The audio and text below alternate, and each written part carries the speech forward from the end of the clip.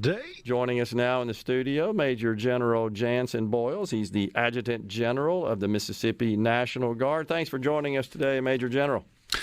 Gerard, thank you. I appreciate it. We always appreciate the opportunity to talk to, SuperTalk Radio. You bet. I think last time we chatted, we were at the two museums, it seems like. Is that right? We were. What a great It's spot. Awesome. It's awesome. Yeah. It's fantastic. If you haven't been there, folks, you need to do yourself a favor and go tour it, as well as the Armed Forces Museum, where you and I have visited, which is in the heart of Camp Shelby. It is. South of Hattiesburg. What an awesome asset that is for the state of Mississippi. And appreciate you highlighting that. And I said before, Gerard, that we've got front gates there at Camp Shelby, but everybody is welcome. Just show them a driver's license, and they'll let you in the gate, and you can go see the museum. What a great museum! It's fantastic. Yeah. I think we're expected to be down there probably later on in this year as we approach Memorial Day and so forth. All right, so give us kind of a recap, General, of 2021 as far as the Guard is concerned. Yeah, we've been busy. Of course, we've rolled off of the COVID response challenge that we had, and that has worked. That's just worked out so well, and gave a lot of our soldiers and airmen an opportunity to just help the community. I think I've told you this before, that our guardsmen. I had a young lady tell me one time. She said, "Sir, I'll deploy as when I'm asked to deploy, but this is what I signed up to do for the Guard, awesome. Is to help my community, help my neighbors." And so that was our opportunity to do that, and that sort of wound down about the August time frame. I'll remind your radio listeners that the National Guard, our primary role is really the reserve for the Army and Air Force, the combat reserve for the Army and Air Force. And, of course, we've been doing that for the past 20 years with the Iraq and the Afghanistan war. We're now sort of we're a placeholder for a lot of places around the world. We still go to the Mideast, and we'll be doing that in 23 with the 155 and some other units. But currently we've got a cyber team deployed to Washington, D.C. That is working some cyber issues, some cyber protection issues. We have about 30 men and women in the National Guard who deploy to do that mission about every 3 years. So we're a cyber response team for the federal government. We have some special forces folks that are out the door right now. And then we always have about 200 Air Force folks who are in the grind, going out, doing stuff all over the world. Yeah. So that's sort of what we're currently doing. I wanted to, first of all, say, before we move on to the next area of discussion, kudos and props to the soldiers and airmen during the vaccine rollout. Thank you. Excellent service. I don't think I heard a negative comment out of anybody that went through that experience, and it was so professional, so respectful, so courteous, and so efficient. And I think it was perfect for the Guard. And as you said, you had members that said, "This is what I signed up for." It's pretty clear they really took hold of that task and that assignment. I agree, and we connected with neighbors and friends during that process. But I'll tell you just one takeaway that was a surprise to me, and I've shared this with the governor and other state leadership, that I would walk the line. I would walk the line as we were getting vaccinations and talk to the customers and tell them thank you for your patience and everything. And Jordan, I'm going to tell you, about every fifth or sixth or seventh vehicle had a veteran in it. Really? And he or she were wearing something that would identify them as a veteran, sometimes a vest, sometimes a baseball cap. Okay. And I think it was just a way for the military to connect with the military and to thank those veterans for their service. That is awesome. Over the course of years. So just a lot of good news stories came out of that whole COVID response. No question about it. I think it was a good move on the part of the governor, and I appreciate the rapid response and, again, the professionalism and the efficiency. Also, last year, exercises in California, right, occurred. Am I saying that right? We did. Okay. So we do training. Each unit goes through a training process, and that training process is about a 5-year process. And so your first year, you're doing certain things, and the second, third, and fourth year, you're doing certain things. And then the fifth year, you deploy. That's sort of the model for all of our units. Okay. So last year was our 4th year. That was sort of the culminating training event for the 155 Brigade. And you do that in California. You do that out at Fort Irwin, California, where it's just a landmass the size of Rhode Island. Yeah. And you do maneuvers with tanks and Bradleys and all of your field artillery equipment and everything. And that's the culminating event. And then once you finish that event, then you're ready for deployment overseas. Okay. So that's sort of what that is. So, but that's a big muscle move to get all the equipment out there. So our logisticians get to sort of dust off the cobwebs and remember how to move equipment on rail and all that. So it's more than just getting in a tank and shooting something downrange. You have to logistically move them out there and logistically move them back, and all that's training. So that's part of the exercise in the instructional value as well. It's just coordinating and organizing and orchestrating that. That ain't no easy task. That's right. So it's everybody on board to make that happen. I got you. So, yeah. So, is there anything coming down the pike this year with respect to changes in leadership in the Guard? So we do. We're at about the 5-year mark for my Air Force assistant tag, Mike Neighbors. Yeah. And he'll be retiring right around the 1st of March. Okay. And so we'll have a big move on the Air National Guard side with our leadership. Mike Neighbors will be retiring. Barry Blanchard from Madison County. Barry is a FedEx pilot, and he'll be moving into the role of the 2-star ATAG. Ed Evans, who is a Southwest Airlines pilot and corporate leader there in that organization, is going to be our number 2 person in the Guard. He'll be taking the 1-star position. Great guy. And then our 2 wings will be rotating leadership. We've already changed out Meridian with Cindy Smith. She's a colonel and a very capable air refueler. Yeah. And then Brett Watson will be taking the 172nd Command here in Jackson, the C-17 Command. Former Marine, converted to Air Force, just quite a leader. So we've got really a great leadership team set on the Air Force side. So lots of changes coming, but all sounds positive. Okay, so you and I, we've known each other. We've been friends for an awful long time. Yeah. And so I hope it doesn't appear disrespectful. I'm going to just ask the question this way. Okay. Durr, how long you been in the Guard? Yeah. Over 35 years, Gerard. It's, something. I joined the Guard to pay for college. Yeah. And, I just developed a passion for it. Sure. I did insurance full time. Right. And was a customer for many years as well. Yeah, still am. Yeah, so, and I appreciate that. Yeah. But I tell you, you get a leadership piece from the Guard, and you get leadership training in the Guard that you just don't always get everywhere else. I agree.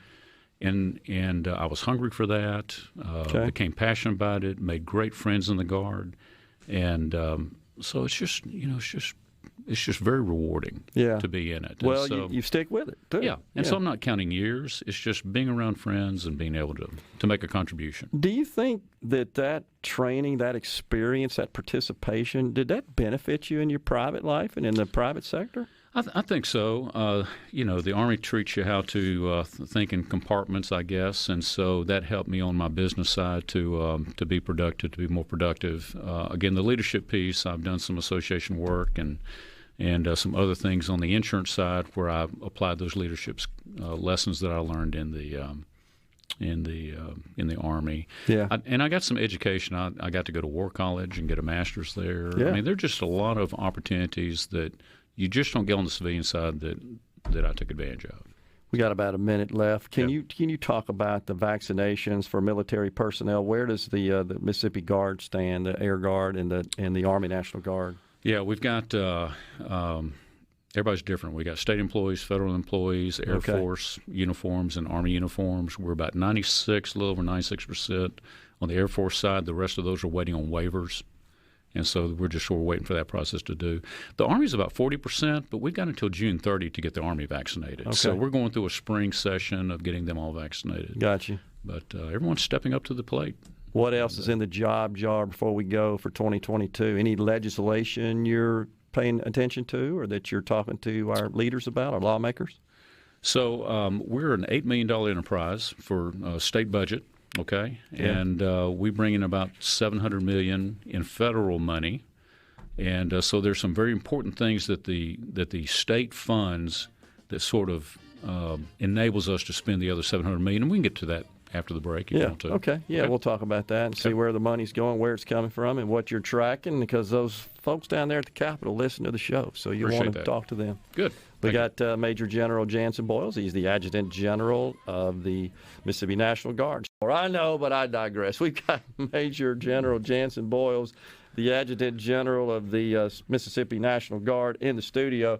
So, Major General, we were talking about the budget and what it costs to run the Guard and what you've kind of got your eye on from a budgetary and financial perspective in this 2022 session. Yeah, Gerard. So thank you for that. Again, we're about an $8.7 million budget. The legislature has certainly been gracious to take a look at our books and given us some more money when they realized that we were not getting the maintenance money that we needed to cover all of our installations. Yeah. So they've set that right, and we appreciate what they've done for us. We'll be going to the legislature this year and asking them to help us figure out our tuition delta. We've got a little bit of a tuition delta that we need to fund and ask them to look at. Okay. And so we're working with both the House and the Senate to ask them to help us figure that out. So, how's the recruiting going? Part A of the question, and Part B. What are the benefits that you guys sell to a prospective recruit? Yeah, so great question. I appreciate you setting that up. So recruiting has gone fine. We've held the line on recruiting. We can certainly do better. COVID has sort of hurt us on our access to the students that we want to give a message to. We continue to be in communities and doing events and reaching the population that we can. I'll tell you, and somebody's asked me this question before, the Guard really gives you an opportunity to go to basic training, to go to your AIT school, and sort of get a flavor, get a taste of what the military is like. And you can always step from there to active duty. Okay. Once you come back home and you're still in the Guard, if you really think that's what you want to do career-wise, then we turn you loose and let's go active duty. But if you feel like you want to stay in your community and still be part of the military, the Guard is that answer for you. So so that's one of the benefits of being in the Guard is that you get to stay in your local community, sort of control your career as opposed to whatever. And I mentioned some folks who are deploying this past year. We've got folks going to Alaska for about 6 or 8 months. We've got folks all over the world in Kosovo, Kuwait, Italy, Iraq. We've got folks in Europe, Qatar. And so the Guard is a way you can sort of step on active duty, do a tour for about a year, do some exotic adventure, and then come back and be home and go back to your job. Yeah. So that's a big benefit of the Guard. Okay. And then we've got education benefits. We offer free tuition to college and community colleges. Okay. We have worked that out with the universities, and we appreciate them doing that. And then there's just it's a good paycheck for Mississippi. It's a good supplemental paycheck for if you're a high school junior who joins the Guard between your junior and senior year. It's a nice little paycheck for that summer for basic training. It's a nice little paycheck the next summer for your AIT. Okay. And then we pay you once a month for being in the Guard. So, what are an employer's obligations to an employee that is a member of the Guard? So, good question. So, I'll start by saying that we have great support from all of our employers. They work with us, and we educate them on the commitment that soldier's made, and so and we work with them. So, for example, if I've got the 155 going out the door, 3,500 people for a year, we work with that employer to let them know what we're going, what to expect. And in a small town, that can have quite an impact. The city of Ridgeland has, I think, I remember 3 or 4 policemen who were in our MP unit. Okay. And they deployed. So you work with communities and you try to help them out with the commitment that they're making. So it's a contribution by the employers and a real commitment by the employers to support us. Yeah. It really is. And as an employer, I had employees as well. I'm happy to do it, of course. Right. And just totally makes sense. And those tend to be responsible employees as well. Yeah, I think there's something about the military discipline that carries over into their private life and their work life, their career life as well. Well, and I'll add to that too, Gerard. We actually have a workforce development person in a team in our organization, and they are charged with identifying the young men and women who need jobs. Okay. And communicating with the employers. And we're trying to make sure that every Guard person that is in the Guard has a full-time job, either a student or connecting them with industry. Yeah. And we are actively doing that. So another benefit of joining the Guard is that we're a job-seeking service. Yeah, you're a pseudo-placement organization in that respect, and you're well connected, of course, so that you can provide a lot of value there. Right. I'm glad to know that. That's I don't think a lot of folks know that. That's good you made that point. Yeah, and we're working, for example, we've got a tractor truck driving unit up in South Haven. Yeah. And so those soldiers can take those skill sets and go get a commercial truck driving license and then go work for a commercial truck driver and stay in the Guard. Okay. And so we're working with the Trucking Association, those folks, to try to make sure that we do it right, but that we give an opportunity for our Guardsmen and women. How about that? And plenty of demand for truck drivers, commercial truck drivers as well. There is. Right now, quite a demand. Way more demand than there is supply. So that's pretty interesting. So what about the state partnership between Uzbekistan and Mississippi? Did we just pass a 10-year anniversary of that, I believe? We did. So Uzbekistan is one of the states in Central Asia that was an old Soviet partner with part of the Soviet Union. Yeah. That's right. And they have a lot of natural resources, so they can be an independent country. Okay. They declared independence about 30 years ago, and I think they celebrated the anniversary back in September of last year. Their armed forces just celebrated their 30th anniversary, I think, today, actually. Okay. We started a relationship with them in about 2011, and so this is the 10th year anniversary of that relationship.